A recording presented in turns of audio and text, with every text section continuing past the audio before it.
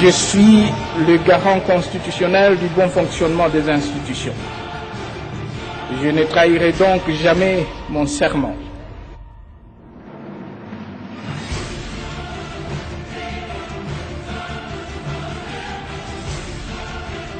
Ce journal d'information vous est offert par RTL.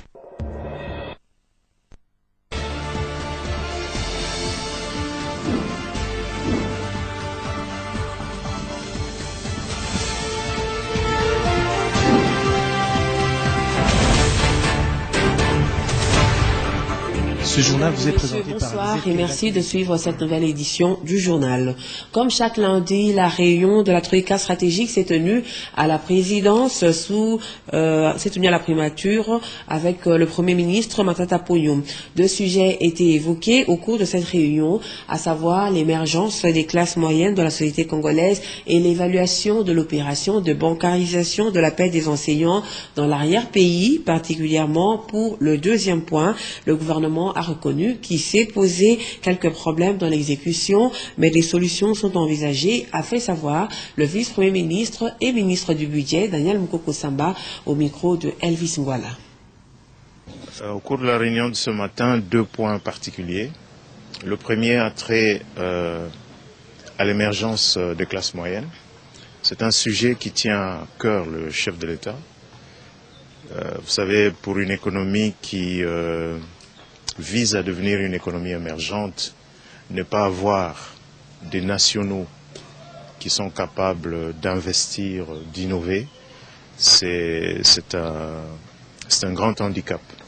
Et c'est la raison pour laquelle, sur instruction du chef de l'État, le gouvernement va envisager dans les tout prochains jours une série de mesures qui visent à encourager et à faciliter l'émergence des classes moyennes congolaises, y compris très probablement un projet de loi dans ce sens que l'on déposera donc au Parlement à la rentrée de septembre. Un deuxième point concerne la bancarisation. Vous savez qu'à partir du mois de mai, on a touché un gros volume, notamment d'enseignants à travers tout le pays. Il s'avère que cette opération a quand même connu quelques difficultés dans certaines zones, dans certains territoires qui sont difficiles d'accès, mais aussi dans certains territoires où les enseignants ont eu à parcourir de longues distances pour venir au site où ils devaient se faire identifier et percevoir leur salaire. Nous avons donc décidé de mettre en place une commission qui va commencer à travailler dès cet après-midi pour cerner toutes ces difficultés dans les zones spécifiques qui ont été identifiées et y trouver des solutions pratiques dans les meilleurs délais possibles. Et juste après, le Premier ministre s'est envolé pour Kindu, dans le Maniema. Augustin Matata Ponyo prévoit de visiter le site de l'entreprise minière Bandro, situé à Namoya. Une confirmation de Placide Matoubou.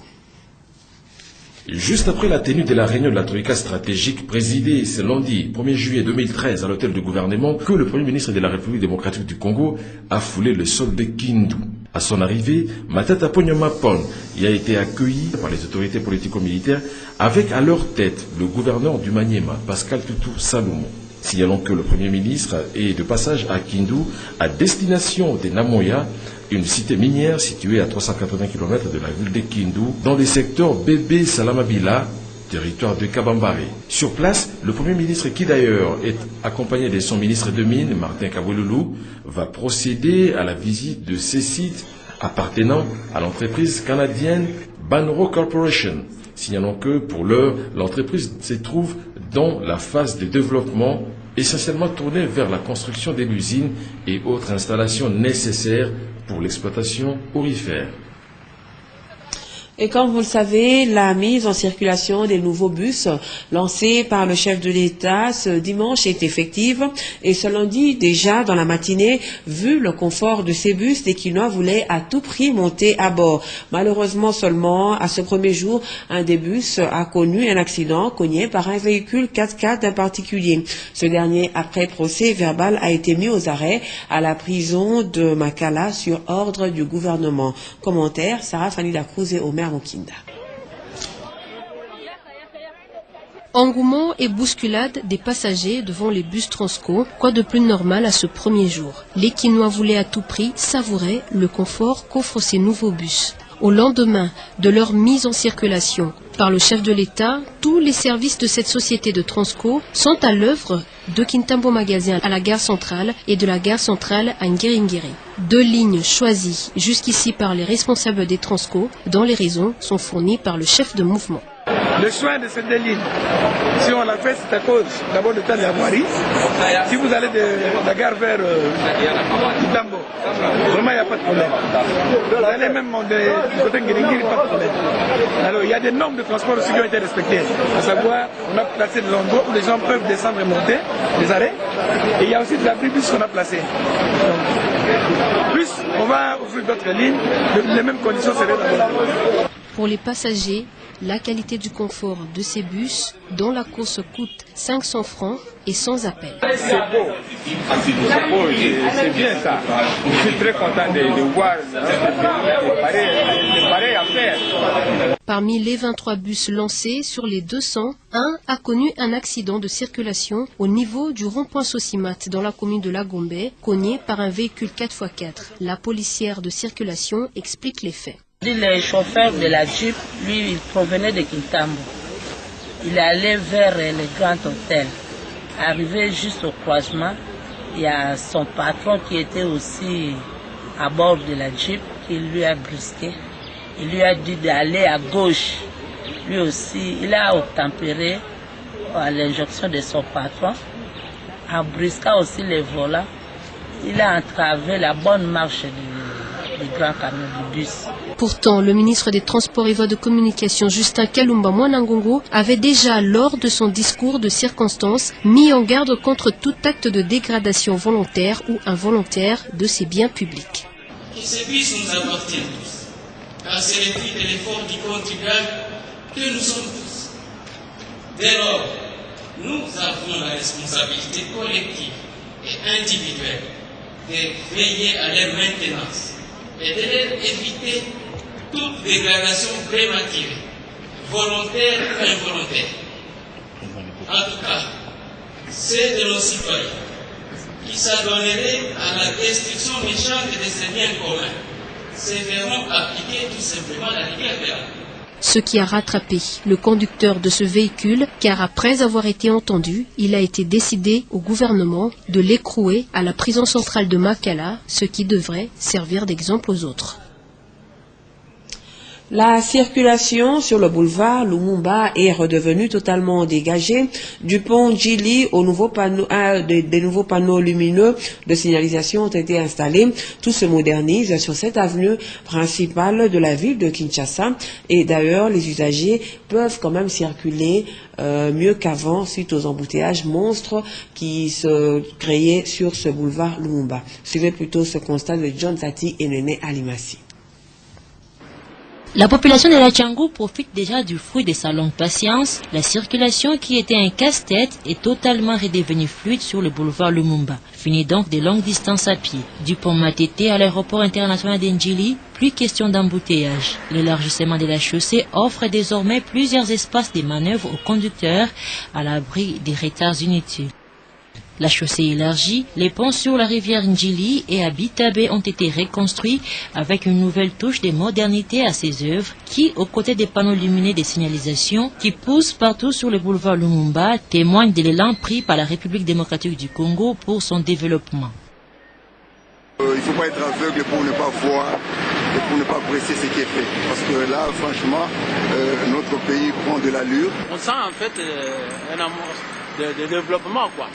Vous voyez que des grands ponts comme ça, c'est rare dans notre pays, mais quand nous voyons des réalisations pareilles, ça nous donne un peu un espoir.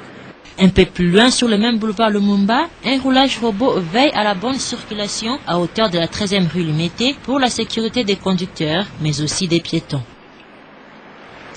Les cadres scientifiques de toutes les universités et instituts supérieurs de l'État viennent de décréter une grève sur toute l'étendue du territoire national en rapport avec leur situation salariale. Ces chefs de travaux et assistants estiment que l'arrêt de travail à partir de demain est une meilleure façon de faire réagir le gouvernement. Suivez ces propos recueillis par Elda Along et Benjamin Boliki. Il y a de cela 3 mois que nous avons posé ces problèmes-là. Un compromis a été trouvé entre le gouvernement et les collectifs des scientifiques. Le gouvernement représenté par les ministres de l'enseignement supérieur universitaire. Et il y avait des échéances d'application de ce compromis qui étaient dans le texte que nous avions ensemble. Et il était question qu'au mois de juillet, lors des opérations de paiement au mois de juillet, qu'on fasse allusion à ce problème et qu'on pose un geste qui allait dans le sens de trouver une solution à l'affaire qui était pendante. Hélas, nous sommes maintenant aujourd'hui à la fin des opérations de la paye du mois de juillet au niveau du ministère du budget et nous avons constaté par l'entremise de nos collègues qu'il n'y a pas un geste qui a été posé dans ce sens-là. Dès lors que nous avons appris, et le jour de l'ouverture de cette expo ici, nous avons mis en demeure le gouvernement pour une durée de 7 jours. Et nous sommes aujourd'hui à la fin de ce moratoire. Voici pourquoi le collectif a décidé, comme vous venez de suivre, d'arrêter le travail pour notre catégorie. Donc, pour les chefs de travaux et assistants de toute la République, dès demain, il n'y a pas de travail. Jusqu'à ce que le gouvernement reprenne notre main qui est tendue afin de trouver solution à nos réclamations. Retenez également que la 4e édition d'exposition d'œuvres d'esprit de l'enseignement supérieur et universitaire appartient désormais au passé. Une cérémonie présidée par le ministre de l'enseignement supérieur, universitaire et recherche scientifique Bonaventure Chelolotima, qui a remis des prix aux lauréats du concours de dissertation sur la lutte contre les antivaleurs dans les milieux universitaires. Commentaire Néné Alimassi.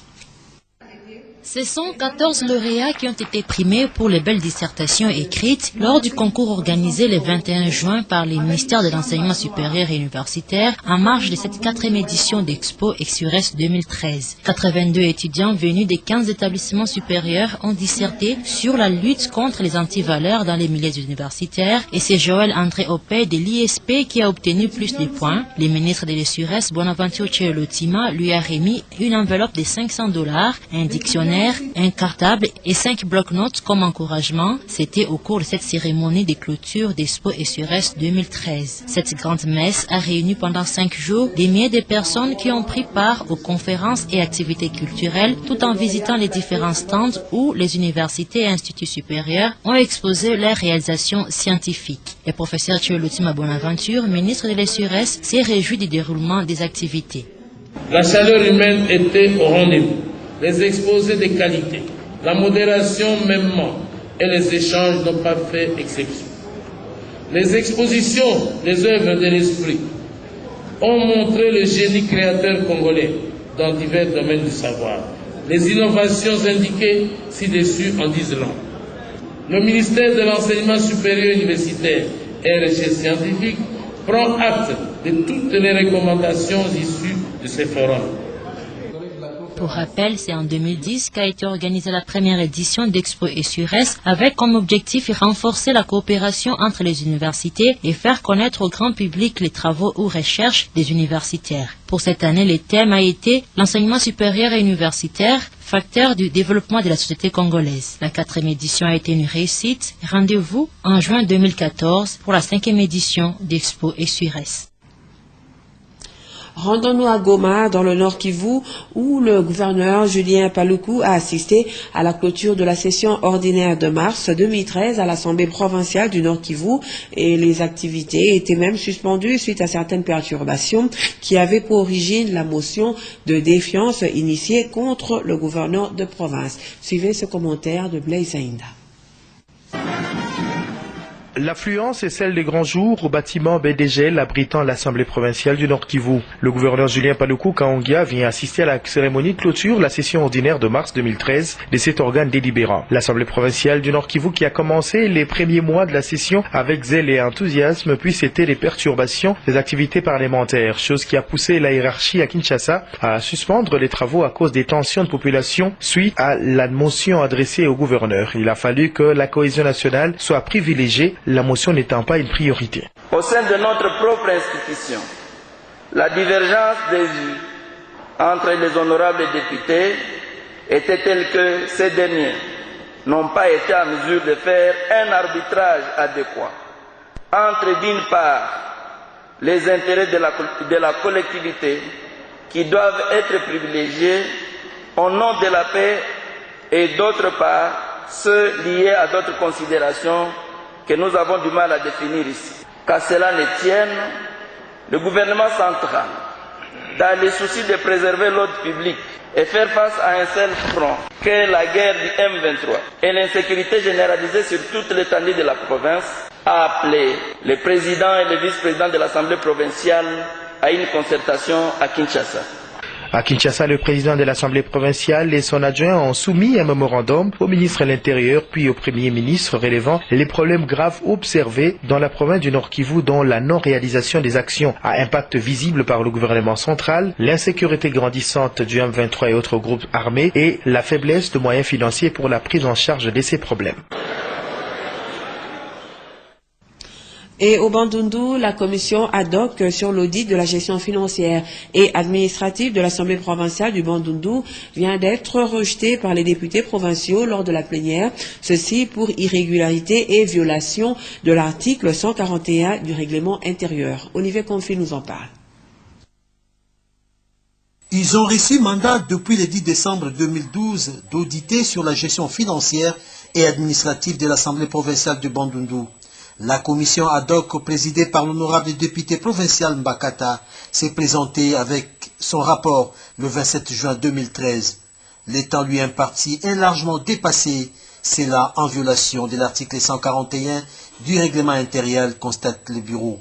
À cela s'ajoutent certaines irrégularités, notamment l'attaque par la forme et non le fond du rapport, la multiplication à la cité des documents contenant les rapports, et la distribution de façon officieuse aux députés sans accord préalable du bureau.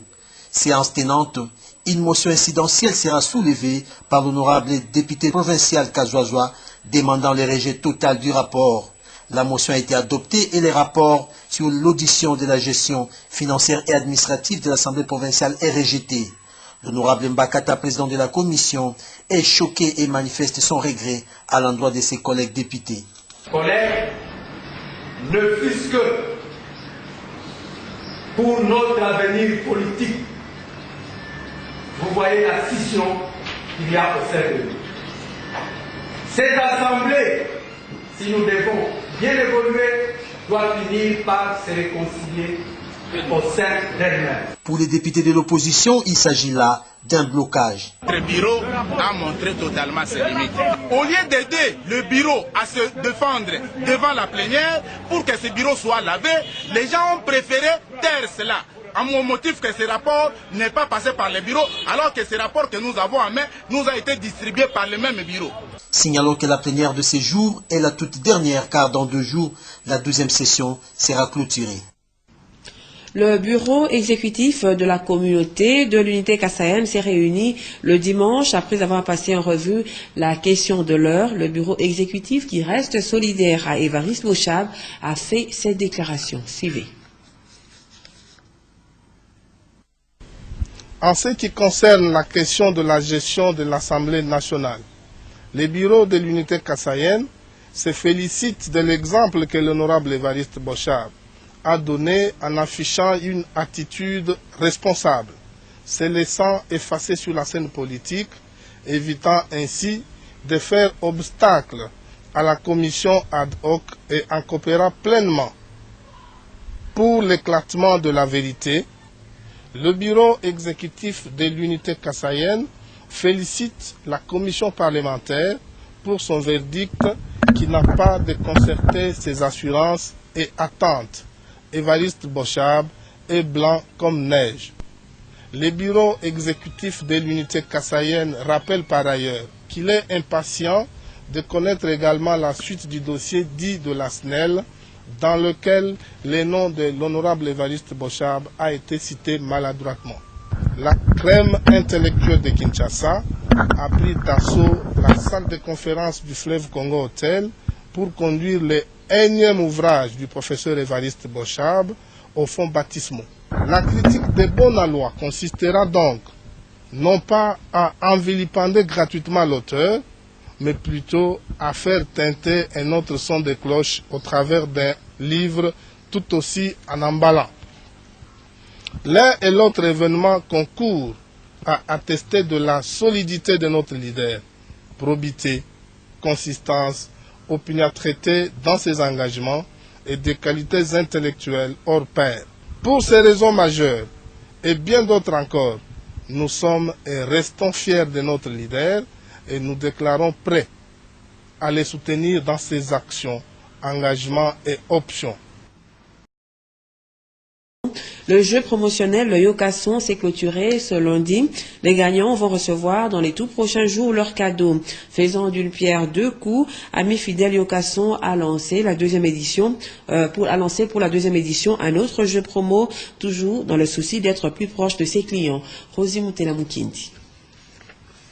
Se rapprocher davantage de sa clientèle, c'est en tout cas l'objectif poursuivi par la société de transfert d'argent Ami Fidèle Yokasson en organisant le jeu promo Yokasson dont la clôture intervient ce jour. Les heureux gagnants de ce jeu concours Yokasson seront gratifiés par des cadeaux, question d'encourager leur attachement à cette entreprise qui fait de son mieux pour faciliter aux Congolais le transfert de fonds dans tous les coins du pays. La consolidation de nos rapports, de nos relations traditionnelles avec nos clients, consolider ces relations-là et ensuite aussi identifier un panel réel, vérifiable, sur lesquels nous pouvons adapter des actions marketing appropriées.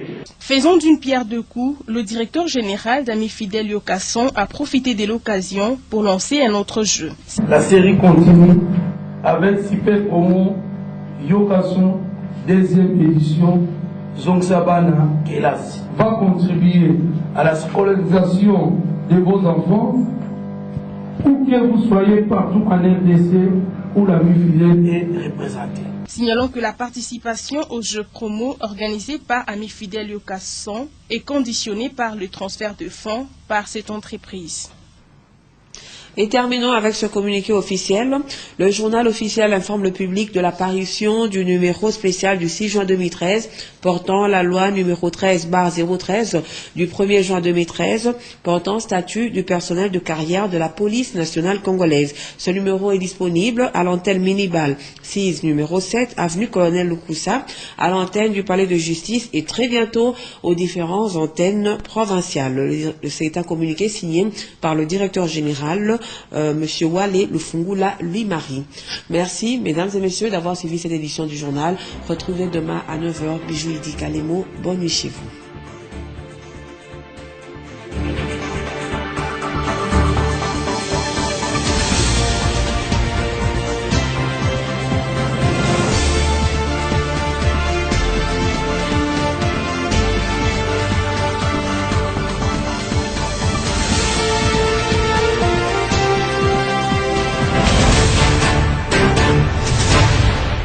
Ce journal d'information vous est offert par RTL.